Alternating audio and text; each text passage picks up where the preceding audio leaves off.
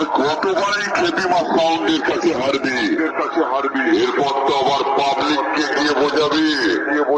সম্মান দেখাবি যে তোরা নাকি প্রত্যেকবারই জিতিস আরে পাবলিক ময়দানে আছে তোদের কোনো চাপ নেই দেখছে শালা তোদের কি লজ্জা হয় না এরে গিয়ে বুক উঁচু করে বলছিস জিতে গেছিস বাপের বেটা হলে অরিজিনাল কথাটা বল সবাই দেখুক তোদেরকে এই কালী পূর্ব বর্ধমানের খেপিমা